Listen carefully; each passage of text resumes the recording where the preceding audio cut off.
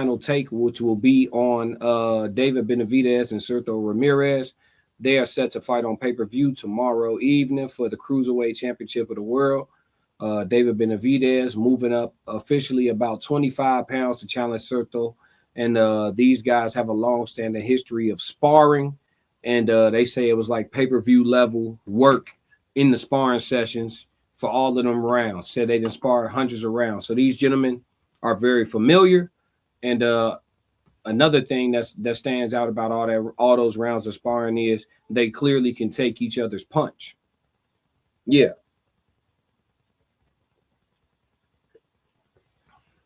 I know David said he hurt Zurdo a few different times in sparring. Zurdo said he never was hurt. You know what I'm saying? Ramirez, to me, it's my opinion. I think he's a good, fundamentally sound technical boxer, but I've always seen him as slow as hell. Like his hands to me always seem slow as hell. Like a Juan Manuel Marquez, like slow with great timing, great anticipation, great feel for boxing, but his hands is actually like slow as shit. That's how Zurdo always has seemed to me, like over slow. Like when I call his fight, if I call his fight blow by blow, like I feel like I got time to say everything. He throws a 1, 2, 3. Like that's how I've always seen it. No disrespect though. I just always seen him as a slow-handed fighter.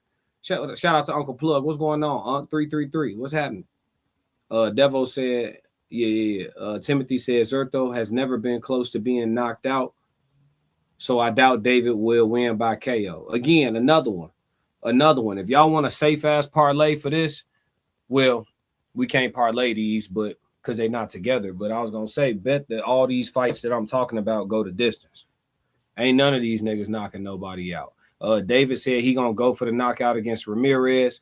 I feel like David always say that shit. You know what I'm saying? I ain't gonna lie to you. I done heard him say a couple times that he not gonna go for the knockout. He's just gonna let it come, and then he get in there and fight like he trying to clean shit up. So, Tristan, what up? What's going on with it? He said, "What up, Classic? What's going on with you, T? The whole gang in here now. Classic. The whole gang in here. Super chat money. Uncle Plug said something for the pay-per-view. Gratitude. How you know I was ordering it? Unc early. Classic.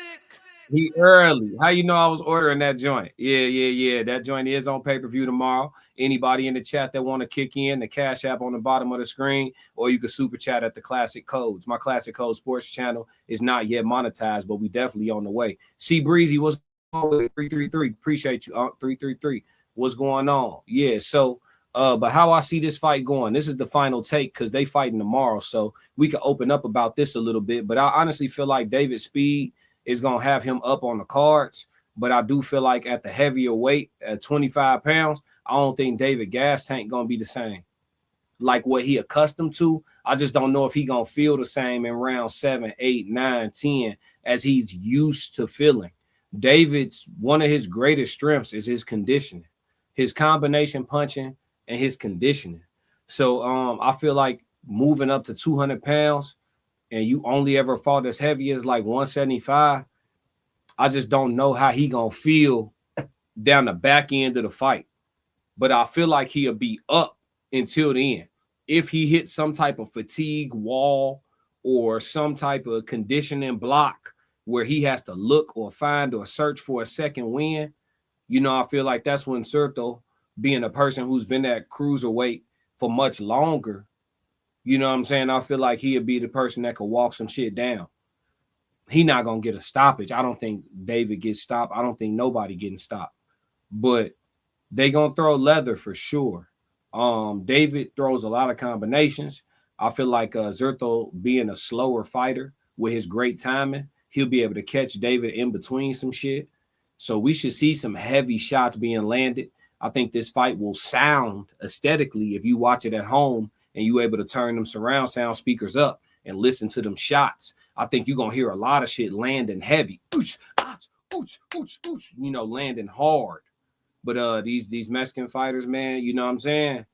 They built like a, you know, these boys, they tough like an uncooked quesadilla. You know what I'm saying? They very hard to pull apart and break down. You know what I'm saying? So you just have to and I didn't mean that with no racism either. Happy Cinco de Mayo and all that. I didn't mean that with no racism. I meant dead ass. Like them motherfuckers tough as hell. You know, they just eat quesadillas. If it was some black people, I probably would have made a chicken analogy, but you know, class love Mexico. I've been to Mexico about 4-5 times. But yeah, man, I performed in Mexico too. Shout out to the Mexicans that was rocking to the hip hop that they couldn't understand. Classic. You know what I'm saying? They didn't understand it, but they was vibing like a motherfucker. You know what I'm saying? I ain't gonna lie to you. But yeah, man. But yeah, man, make sure that y'all catch this fight. I'll be calling the fight blow by blow. You know what I'm saying? And we will see exactly who we feel comes out on top. If I had to bet some bread and I was trying to win some real paper, I bet the draw.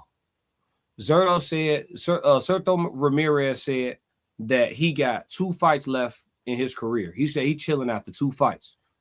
When he fight David, if he get a draw and then he go fight like Jai Opataya and beat Jai or lose, whatever, he can walk off into the sunset knowing he tried everybody that was worth trying. You know what I'm saying? But he might catch a draw and keep his belts. And then David slide back down and challenge Bivol because he is number 1 in line to challenge Bivol. So, you know, a draw would actually be the best case scenario for both of these men. They both don't take a loss. They both get their bread and go home to their family, and they both can continue with their missions at their separate weight classes. Classic. Wouldn't be mad at a draw. Might put 5 on it. McKinnon, what up? He said, what kind of quesadillas are you cooking? Me personally, I ain't really eating quesadillas right now, but them joints that's made out of flour tough as hell. That shit literally like putting glue in your body, allegedly for content creation purposes and entertainment. Timothy said a 25-pound difference in one fight gonna make it hard for Benavidez to look like a monster. I think to make it look like for him to look like a monster for 12 rounds, I feel like he gonna have a learning experience in there with his body after about 7. You know what I'm saying? His check engine light gonna come on, and he gonna have to see if he can, you know what I mean, get all the way to his destination, rolling with the oil pressure fucked up. He gonna have to figure it out. Timothy said it's gonna be a split decision. Oscar will always have one judge on his payroll. Okay, so you with the conspiracy? Okay. Classic. Okay, you with the conspiracy? Okay, let's see. Yeah. But yeah, man, that's my take on it. I think that Benavidez speed will give him the early rounds. He'll be up in the fight, going through probably about 5 for sure. And then if there's any slowdown in his go down, I think that's when Zurdo, if he has a chance to win this fight and win it decisively, I think that's where he takes over in the later rounds. And that's crazy to say that about Benavidez, but the weight difference is what makes us have this conversation. What do you think of the decision to go up to 200 pounds and then come back down to 175? For those tough fights? You think that can impact the outcome? No. And I'm gonna tell you why, because David always been a guy who done carried some excess body fat. David always been a guy that done carried a little extra on his frame, especially to be a boxer. Remember when he was fighting Caleb Plant and they was making a big deal because he had abs, and that's because he normally don't, right? Like David always have a little extra, you know, flubber on him. So that shit could be burned off without impacting his performance for real. I think he got some extra to get rid of before he started cutting in the muscle and shit like that. So I think he'll be cool. But I think Bivol is a tough fight for him regardless, though. That footwork finna give him hell. Because again, Benavidez don't fight necessarily on his toes either. So when you got guys that's gonna move all night, you know, without ceasing, Bivol could beat Benavidez on some straight boxing shit. And then Bivol got enough power to make Benavidez honest. You feel me? Like Bivol ain't punching like no hoe now. You know what I'm saying? Benavidez gonna have to measure his approach. He ain't just gonna be able to run up in there on some shit. That ain't gonna go like that. Timothy said, let's remember, it took David Benavidez a couple of fights to get used to 175. That's what I'm saying. I will put some bread on a draw. But I ain't gonna hold you. If you got a parlay put together, you might want to slide Zurdo on the back end of one of your parlays and see if that shit go right for you. Me personally, I'll be betting live on the fight. Yeah, I need to see how shit's shaking out and put my bet in a timely manner. you know, because I feel like my mind is faster than Vegas. By the time I see the shift in the action, oh, he gonna win. The betting odds still be good for me. I'm gonna see it before Vegas do. About a round and a half before Vegas see it, I'm gonna see it and I'm gonna put that play in. You feel me? That's how I get down. I like betting live. I need to see how shit going because I'm convinced damn near all the shit set up. Allegedly, all for content creation purposes and entertainment. You know what I'm saying? This is just satire. Classic. But yeah, man. Let's see. Timothy said, let's remember. Yeah, I remember. Yep. So we already covered all the chats, but yeah.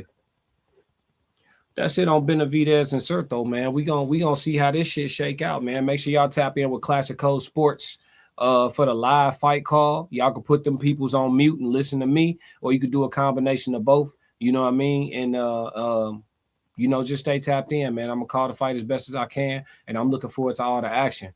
Tomorrow we should be going live and talking about the undercards and how we feel like that's gonna go, and we'll also discuss parlays. So yeah, man, let's move.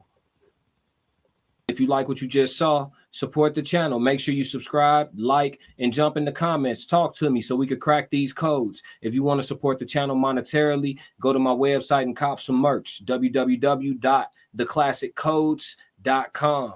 Or you can shoot me a Cash App. Either way, stick to the codes.